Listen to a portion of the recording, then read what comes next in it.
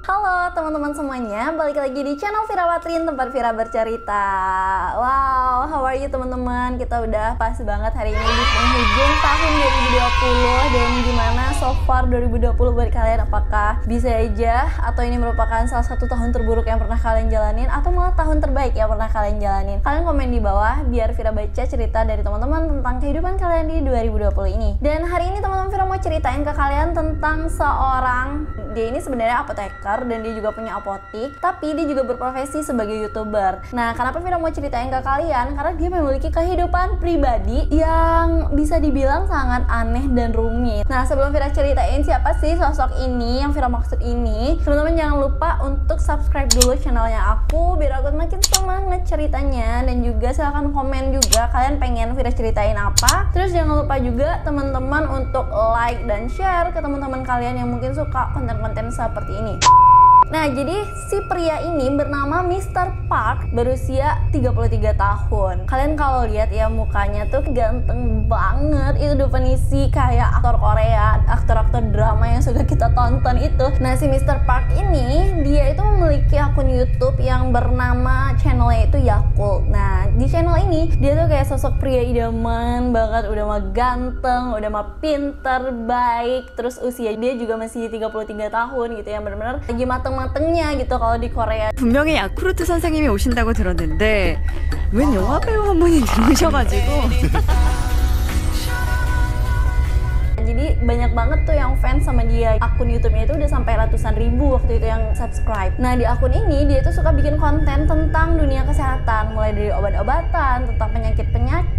Terus dia yang kayak care banget gitu loh sama kehidupan perempuan, kesehatan perempuan. Misalnya dia tuh sempat konten tentang wanita hamil, terus tips-tipsnya segala macem, terus buat ngelahirin kayak gitu. Jadi dia terlihat so gentleman gitu, kayak idaman banget gitu loh. Sampai fans-fans ceweknya tuh lumayan banyak dan fanatik sama dia. Nah, dulu dia tuh sempat sampai 240.000 subscriber. Dia udah ikut radio show, variety show, terus juga udah banyak banget tuh dia kenalan sama idol-idol Korea, idol K-pop ataupun aktor-aktor dan aktris Korea. Terus dia yang kayak pencitraan dia tuh bagus banget, suka donasi kesana kemari gitu. Pokoknya sosok pria baik, gentleman, ramah, ganteng, pinter, kaya, punya apotek sendiri. Kayak segala macam deh, impian semua wanita-wanita gitu. Ketika dia mulai terkenal inilah muncul berbagai masalah yang awalnya orang nggak nyangka kalau itu beneran dia. Pada 24 April 2020 ini ada seorang wanita di forum online gitu, jadi dia kayak ngepost sebuah pesan yang panjang banget yang berisi tentang kehidupan pribadinya dengan mantan pacarnya. Judul dari pesan dia ini yaitu pengungkapan YouTuber apoteker XXXX. Jadi kayak dia ngenutupin nama si YouTuber ini, tapi dia itu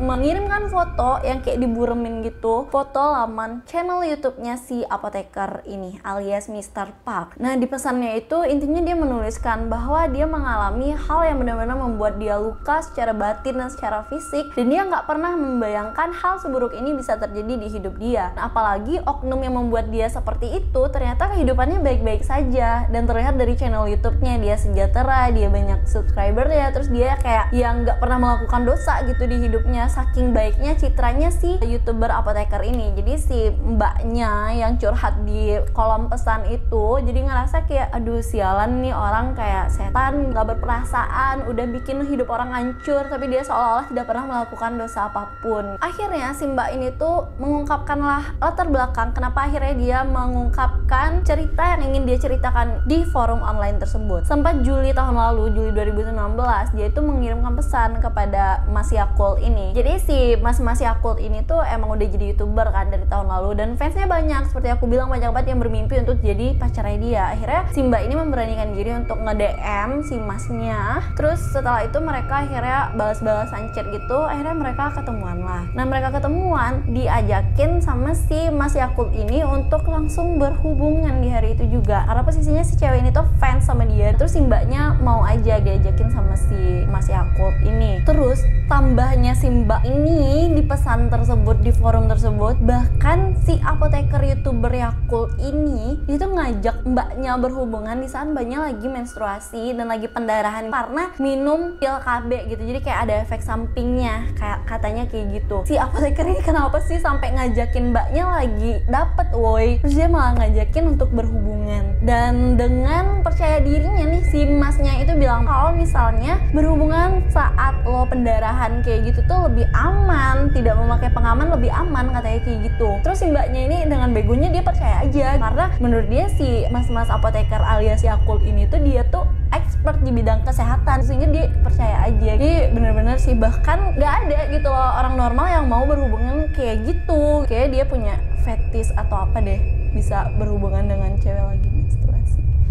Nah akhirnya si mbak ini tuh bercerita kenapa akhirnya dia menceritakan ini, karena setelah menjalani hubungan dengan si mas apoteker ini, dia mengalami suatu penyakit menular yang bernama herpes tipe 2 dan ureaplasma urealyticum. Si cewek ini tuh sampai malu, menutup diri, mengurung diri, karena itu adalah suatu penyakit yang menurut dia memalukan. Sampai dia ke rumah sakit aja tuh dia tuh malu sama dokter dan suster yang udah tahu kalau dia tuh punya penyakit itu. Akhirnya si cewek ini bilang lah kalau misalnya dia dapat penyakit ini dan dia tuh nggak pernah berhubungan sama siapa-siapa, cuman sama si youtuber Yakult alias apoteker ini. Terus dia nanya ke mas apoteker ini, aku dapet ini, kamu ya yang nularin? Terus si cowok ini bilang, oh iya aku punya penyakit itu, kamu tertular ya. Kayak dengan begonya dia bilang kayak gitu, padahal dia tuh udah expert di bidang itu. Dia di YouTube-nya ngomongin itu, dia punya apotek sendiri, dia apoteker gitu, suka ngomongin hal-hal yang kayak gitu. Terus dengan sengajanya dia berhubungan untuk nularin penyakitnya dia ke orang lain. Secara etika tuh dia udah nggak bener banget. Ini orang sebenarnya jahat tuh, karena penyakit ini tuh nggak ada obatnya weh, karena ini tuh virus sama kayak HIV gitu, tapi beda tipe gitu loh. Sekadar informasi aja sih, kalau misalnya herpes ini merupakan penyakit menular dan ini tuh ada tahapannya, ada tahap 1, ada tahap 2. Nah kalau misalnya tahap 1 itu biasanya masih bisa disembuhkan, tapi kalau misalnya udah tahap 2 itu udah nggak bisa disembuhkan, belum ada obatnya. Dan tingkat penularannya tuh tinggi banget dan juga bisa tertular kepada bayi kalau misalnya hamil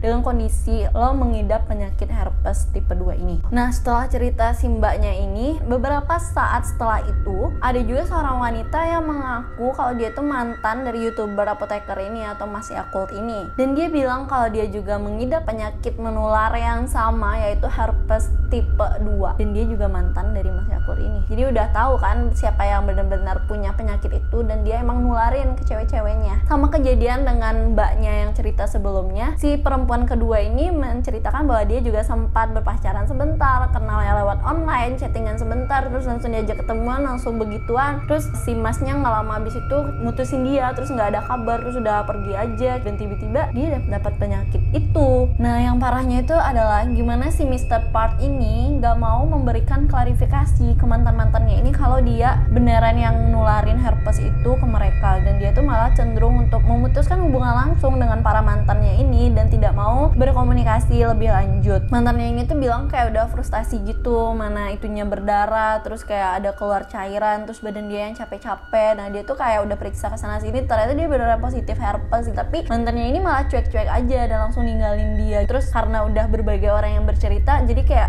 beneran nih ternyata ini Mr. Part yang nularin. Parahnya lagi tuh teman-teman, salah satu orang yang menjadi korban si Mr. Part ini bikin video film dokumenter gitu sambil nangis-nangis. Dia bilang, gue masih muda banget, gue pengen punya anak, pengen suatu hari nanti nikah katanya. Terus dia kayak cerita di film itu sambil bener-bener kayak sedih banget, tapi dia udah nggak bisa, dia nggak mau punya anak kalau dia masih ada herpes gitu. Nah FYI nih, di Amerika itu bahkan ada hukum yang mengatur kalau misalnya si orang ini punya penyakit seksual yang menular dan dia nggak bilang ke pasangannya sampai pasangannya ini tuh terjangkit dengan penyakit yang sama atau virus yang sama, itu ada sanksi pidananya, bisa dituntut dan bisa masuk penjara. Nah di Korea Selatan tuh juga kayak gitu, tapi kalau ada bukti yang kuat. Nah masalahnya ini si mbak-mbaknya ini, mantan-mantannya Mr. Park itu lagi ngumpulin bukti biar mereka itu bisa menggiring Mr. Park ini ke pengadilan, karena menurut mereka tuh nggak adil. Si herpes ini adalah satu virus yang berbahaya. Si Mr. Park ini udah tahu dia punya virus, dia malah senang aja gitu nularin ke mantan-mantannya. Yang